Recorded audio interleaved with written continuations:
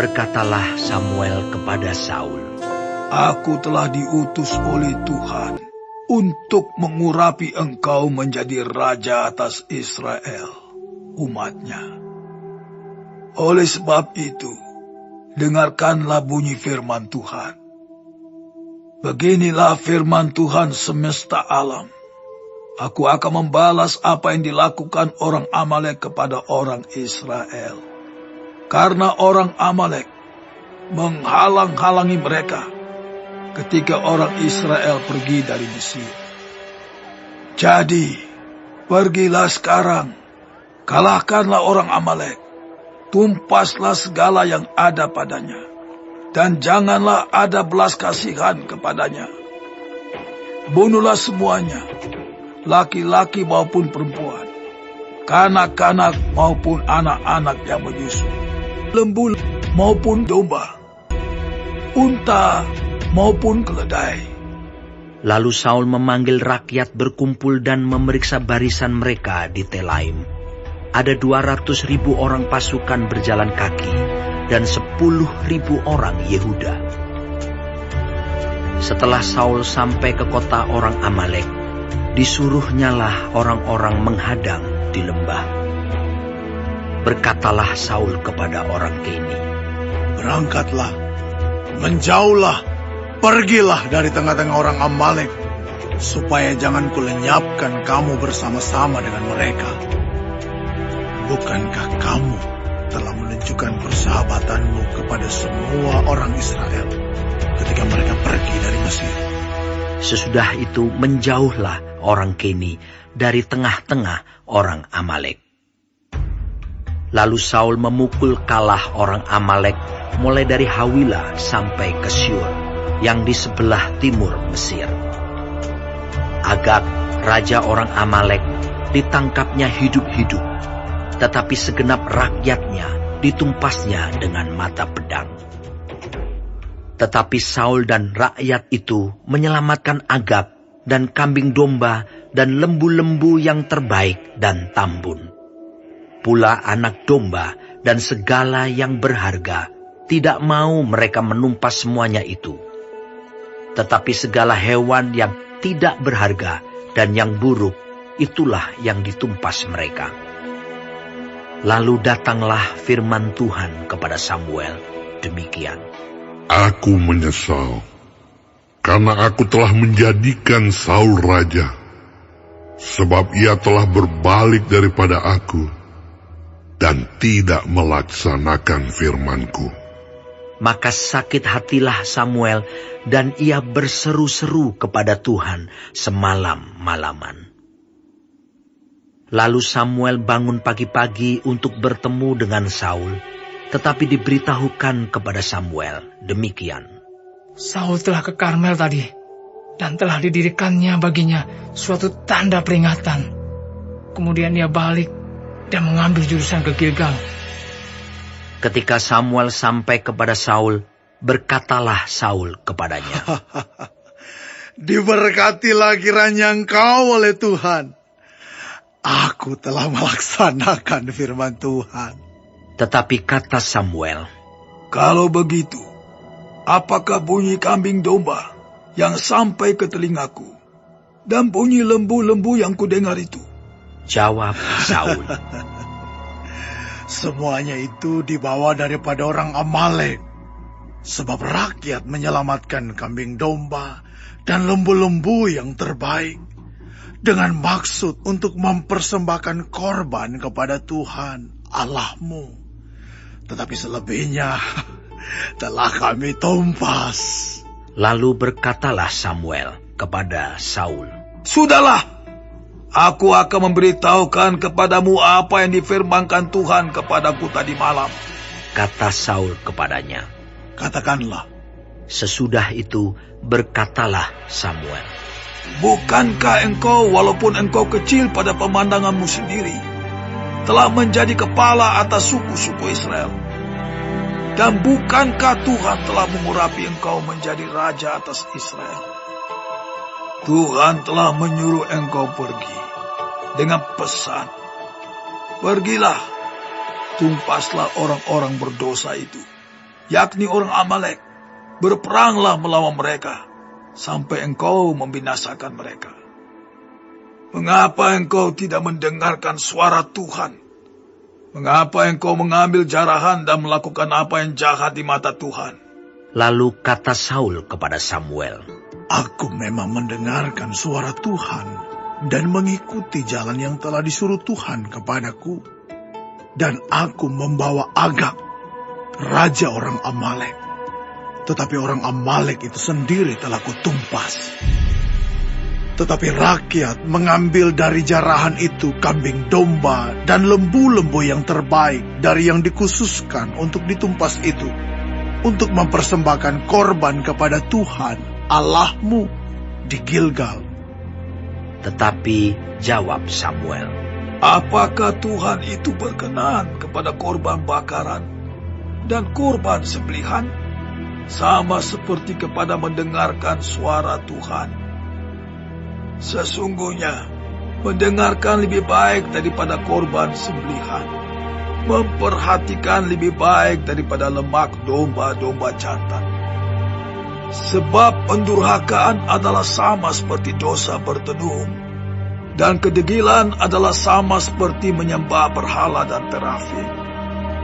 Karena engkau telah menolak firman Tuhan, maka ia telah menolak engkau sebagai raja. berkatalah Saul kepada Samuel, Aku telah berdosa, sebab telah kulangkahi titah Tuhan dan perkataanmu. Tetapi aku takut kepada rakyat, karena itu aku mengabulkan permintaan mereka. Maka sekarang, ampunilah kiranya dosaku. Kembalilah bersama-sama dengan aku, maka aku akan sujud menyembah kepada Tuhan. tetapi jawab Samuel kepada Saul, Aku tidak akan kembali bersama-sama dengan engkau, sebab engkau telah menolak firman Tuhan. Sebab itu, Tuhan telah menolak engkau sebagai raja atas Israel. Ketika Samuel berpaling hendak pergi, maka Saul memegang punca jubah Samuel, tetapi terkoyak. Kemudian berkatalah Samuel kepadanya, Tuhan telah mengoyakkan daripadamu jabatan raja atas Israel pada hari ini, dan telah memberikannya kepada orang lain yang lebih baik daripadamu. Lagi sang mulia dari Israel tidak berdusta, dan ia tidak tahu menyesal, sebab ia bukan manusia yang harus menyesal.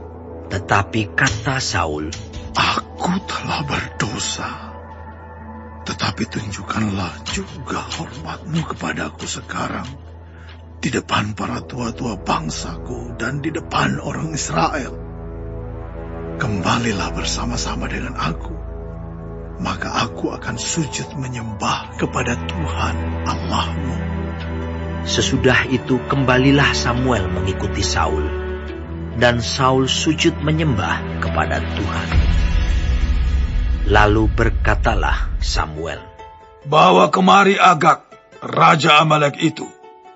dengan gembira Agag pergi kepadanya, sebab pikirnya, Sesungguhnya, kepahitan maut telah lewat.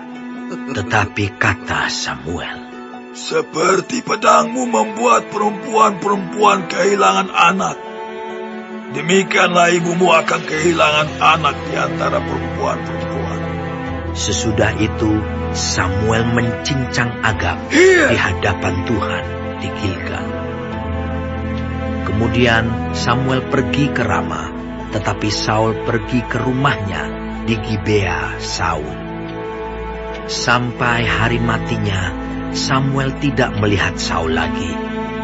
Tetapi Samuel berduka cita karena Saul. Dan Tuhan menyesal karena ia menjadikan Saul raja atas Israel.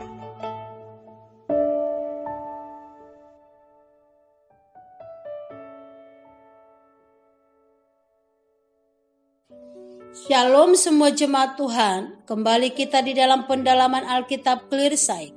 Sekarang kita sudah memasuki kitab 1 Samuel 15. Tuhan Yesus memberkati.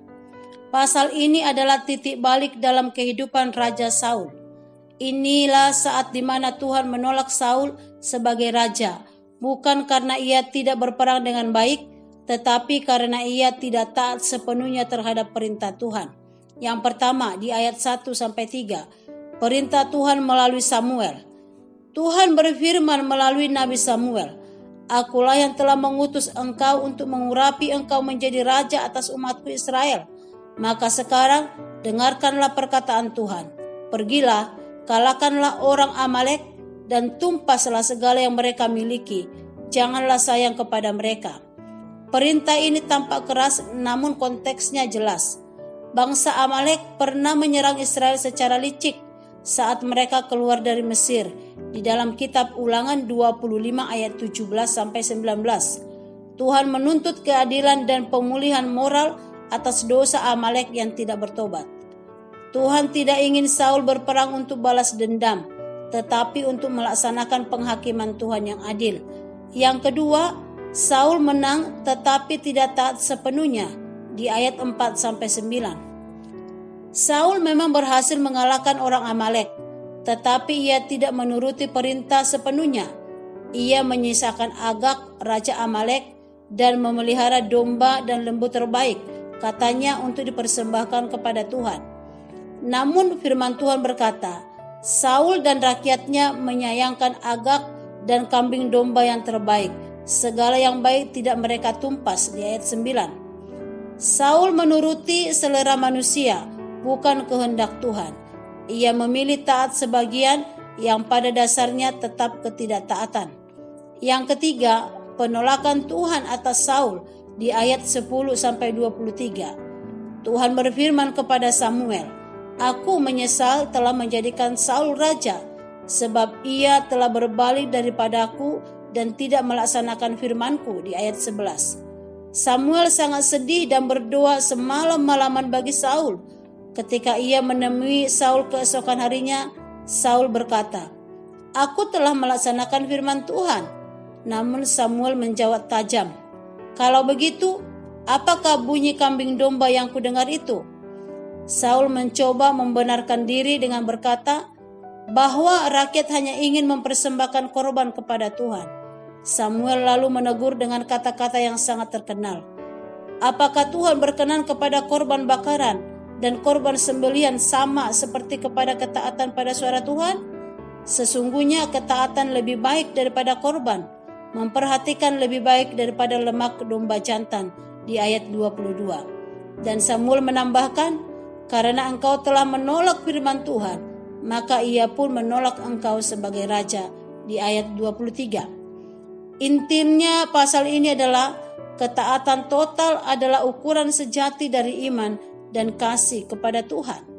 Yang keempat, Saul mengakui tetapi terlambat di ayat 24-31.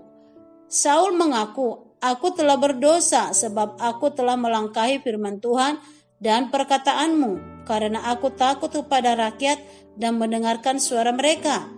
Namun pertobatannya bukan karena hati yang remuk, melainkan karena takut kehilangan kehormatan. Ia bahkan memohon agar Samuel tetap menghormatinya di depan rakyat. Saul lebih peduli pada penampilan luar daripada pemulihan batin. Samuel menegaskan bahwa Tuhan telah merobek kerajaan itu darinya, sebab jubah yang robek di tangan Saul. Yang kelima, Samuel mengakhiri tugasnya atas Saul di ayat 32-35. Samuel kemudian memanggil Agag, raja Amalek, dan dengan tegas menyelesaikan penghakiman Tuhan. Setelah itu, Samuel tidak pernah lagi menemui Saul sampai hari kematiannya, tetapi ia tetap berduka cita atas Saul. Di ayat 35, Tuhan menyesal telah menjadikan Saul raja atas Israel. Sebagai kata penguatan kepada kita, terkadang kita seperti Saul, lebih ingin menyenangkan manusia daripada Tuhan. Kita menuruti sebagian perintah Tuhan, lalu merasa sudah cukup. Namun Tuhan mengingatkan hari ini, ketaatan lebih baik daripada korban. 1 Samuel 15 ayat 22. Tuhan tidak mencari kesempurnaan, tetapi hati yang mau tunduk dan mendengar suaranya. Jika hari ini kita merasa gagal dalam ketaatan, datanglah kepada Tuhan dengan hati yang jujur. Ia tidak menolak hati yang hancur dan mau diperbaharui. Biarlah kita berkata seperti Daud yang berkata, "Bersihkanlah aku dari kesalahanku yang tersembunyi, ya Tuhan." Mazmur 19 ayat 12. Taatlah sepenuhnya, walau kadang tidak mudah. Karena di balik ketaatan itulah ada berkat, damai, dan penyertaan Tuhan yang sejati. Amin. Tuhan Yesus memberkati.